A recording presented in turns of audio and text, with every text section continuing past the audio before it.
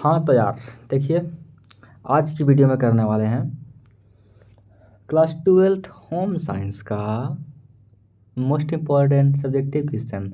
अगर ये आप करते हैं तो आपका ऑब्जेक्टिव ही कंप्लीट हो जाएगा, है ना। बहुत लोग कमेंट करते हैं कि सर ऑब्जेक्टिव कहाँ करा रहे हैं। अरे भाई, सब्जेक्टिव करोगे तो ऑब्जेक्टिव तो अपने आप बन जाएगा, कौन सी बड़ी बात है। तो देखिए, पिछला वीडियो में हम कर लिए थे 20 तक कर लिए थे, यानी कह सकते हैं कि हम सेट 2 में, है ना, सेट 2 में कर लिए थे 20 तक।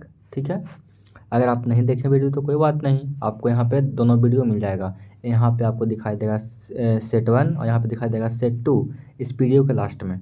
ठीक है, देख लीजिएगा। चलिए हम चलते हैं क्वेश्चन नंबर 21 से।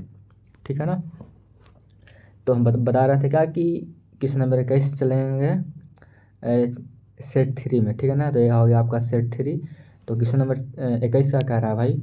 अब देखिए, एक बात और बता रहे हैं कि यार सब्सक्राइब कर लो यार, है ना। अगर पहली बार आपको जा रहा है वीडियो, सब्सक्राइब कर लीजिए और लाइक भी कर लीजिए।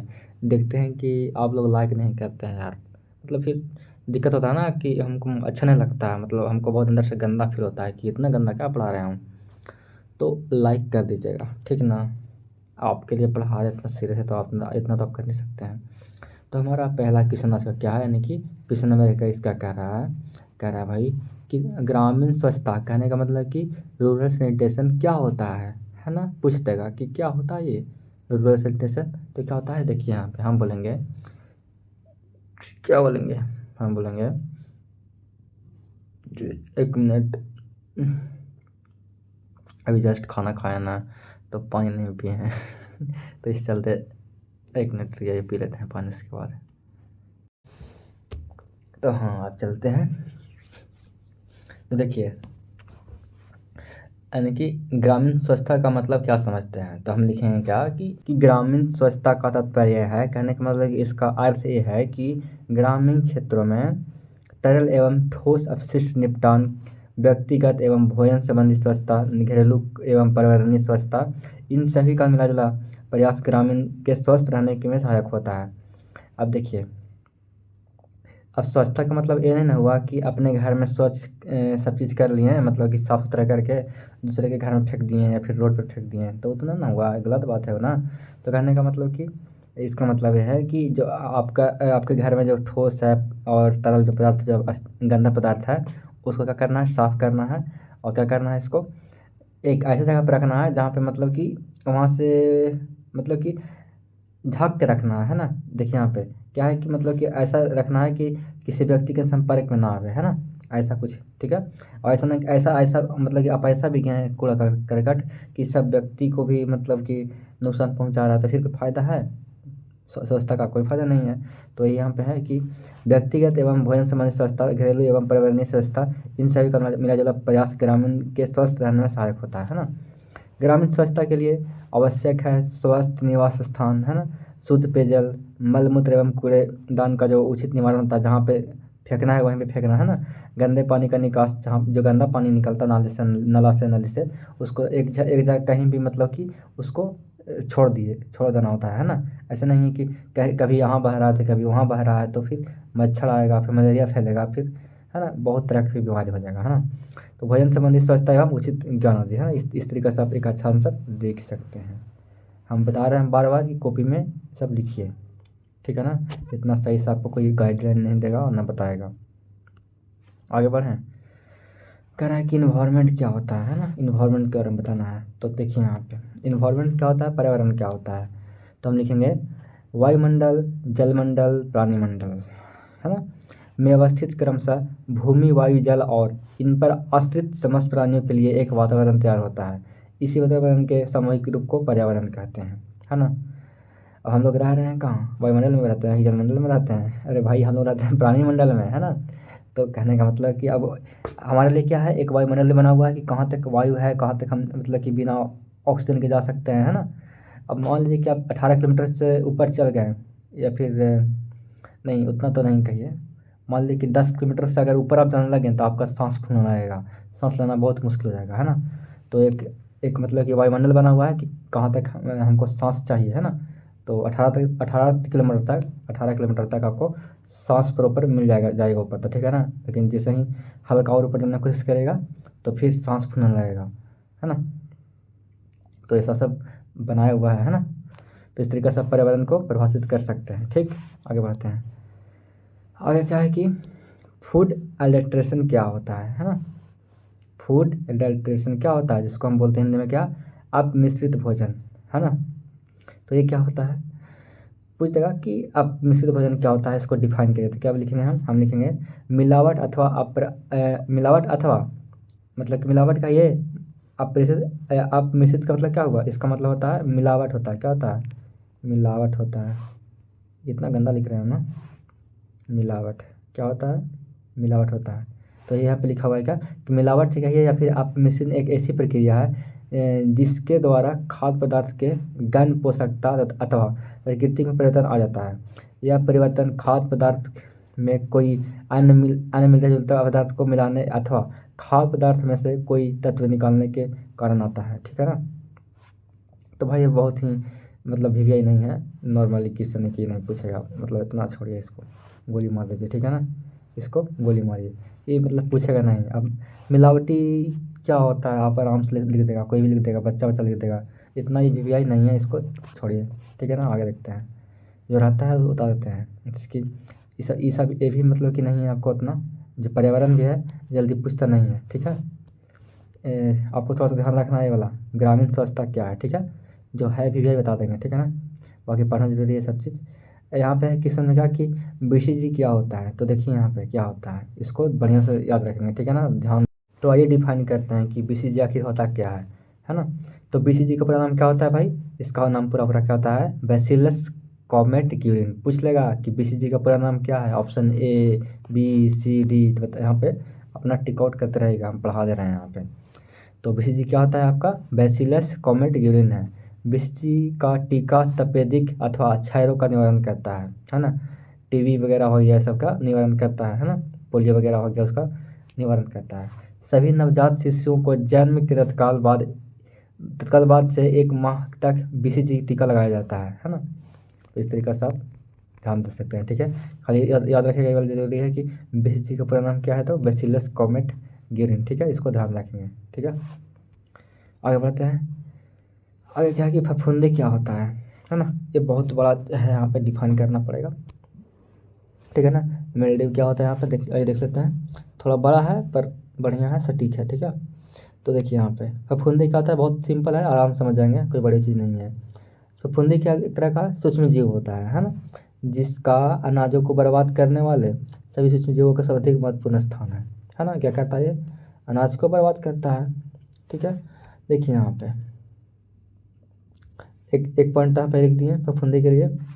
ठीक है ना, एक पॉइंट यहाँ पे 2 3 पॉइंट 4 पॉइंट 5 पॉइंट मतलब लिखेंगे। ठीक है ना, कि क्या होता है कि इस तरह का सूक्ष्म जीव जो क्या करता है, अनाज को बर्बाद करता है। ठीक है ना, ठीक है, आगे देखिए। आगे क्या लिखेंगे कि फफूंदी लग जाने से भोज्य पदार्थ का तापमान बढ़ जाता है, उनमें से बदबू आने लगती है ना, पोषक मूल्य कम हो जाते हैं। ठीक है, स्वाद बिगड़ जाता है और भोजन जहरीला हो जाता है। ठीक है ना, इस तरीके से एक पॉइंट और लिख सकते हैं कि 1 पॉइंट 2 पॉइंट। तीसरा क्या लिखेंगे, पनीर, फल, डबल रोटी तथा जैम आदि में फफूंदी कोमल आवरण के रूप में जम जाता है। अब देखे होंगे कि नहीं कहते हैं कि भुआ गेलो है, ये खाना में भुआ गेलो है ना, भुआ गेलो है ना, हाँ भुआ गेलो है, भुआ गया है, ये भुआ गया है। हम लोग बिहार में बोलते हैं, ऐसा नहीं देखते हैं कि धब्बा टाइप का निकल जाता है रोटी पर, उसी को बोलते हैं फफूंदी।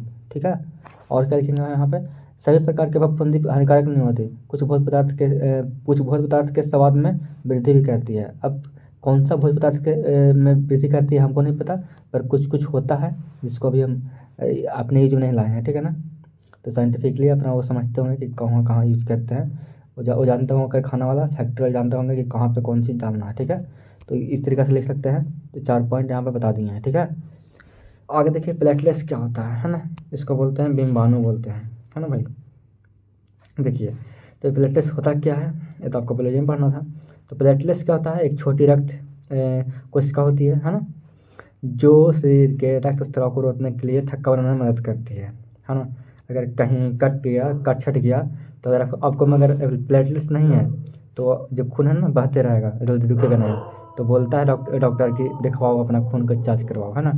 तो प्लेटलेट्स कुछ लचीले होते हैं, इसलिए कहीं कट जाने पर, है ना, ये अधिक संख्या में इकट्ठे होकर आपस में चिपक जाते हैं। ठीक ठीक है, और कटे स्थान को भर देते हैं। देखिए कुत्ता भौंकना स्टार्ट कर दिया है ना। तो कोई ना, आप भी आवाज़ सुनिए, हम भी आवाज़ सुन रहे हैं और हम पढ़े आराम से पढ़ते हैं, है ना। फिर कहेंगे तो फिर दिक्कत हो जाएगा। रात के बज रहे हैं 2 जब बना रहे वीडियो, तो है ना। तो क्या कर सकते हैं, हम तो अभी रुक नहीं सकते हैं भाई, है ना, फिर हमको पढ़ना भी है। चलिए आगे देखते हैं कि जिसमें रक्त स्राव बंद होता है ना। जो रक्त जो मतलब स्राव करने का मतलब जो बह रहा है वो क्या होता है, बंद हो जाता है, ठीक है ना। अगर प्लेटलेट्स आपको में सही ठीक ठाक है तब। समान प्लेटलेट्स काउंट 1.5 लाख से 4.5 लाख प्रति माइक्रोलीटर होता है, ठीक है ना। ठीक है, तो इस तरीके से आप एक अच्छा आंसर लिख सकते हैं। ठीक है, आगे बढ़ें। कह रहा है कि पाचन तंत्र क्या होता है, यानी कि डाइजेस्टिव सिस्टम क्या होता है। ठीक है, तो देखिए यहाँ पे बायोलॉजी से ही कुछ लिंक रहता है, होम साइंस बहुत ज़्यादा, है ना। यानी कि कह सकते हैं कि 80% है ना, होम साइंस आपका बायो से लिंक रहता है ना। तो पाचन तंत्र क्या होता है, देखिए यहाँ पे डाइजेस्टिव सिस्टम क्या होता है, इसको देखिए डिफाइन करते हैं। ये क्या होता है, मानव पाचन तंत्र जठरांत्र संबंधी मार्ग से बना होता है ना। जठरस तंत्र है जहाँ से मतलब कि जो लीवर से जो रस वो निकलता है, ठीक है ना, जिससे GI ट्रैक्ट का या पाचन तंत्र कहा जाता है। इसका नाम क्या है, एक तो नाम आपको हो गया GI ट्रैक्ट, है ना, ट्रैक, ठीक है ना, GI ट्रैक्ट या कह सकते हैं पाचन तंत्र कह सकते हैं, ठीक है ना। पाचन तंत्र के सहायक अंग कौन कौन है, तो यकृत हो गया, अग्नाशय हो गया और पित्ताशय हो गया, ठीक है। GI ट्रैक्ट, ठीक है ना, GI ट्रैक्ट अंगों की एक श्रृंखला है, ठीक है, जो मुंह से गुदा तक एक लंबी नली के रूप में होती है या फिर जाती है, ठीक है ना। पाचन में भोजन के टूटने को छोटे घटकों में शामिल किया जाता है। जब तक वह क्या होता है कि शरीर में पूरा अवशोषित ना हो जाता है, ठीक है ना। तो इस तरीके से एक अच्छा आंसर आप लिख सकते हैं। ये तो भाई आपका क्लास 10th में पढ़ना था, है ना, चैप्टर नंबर 3 में शायद, ऐसे ही कुछ ऐसे पढ़े थे ना, पायरुवेट का विखंडन वगैरह से पढ़े थे ना 10th में, तो पता होगा आपको, ठीक है। तो ठीक है, तो समझ गए।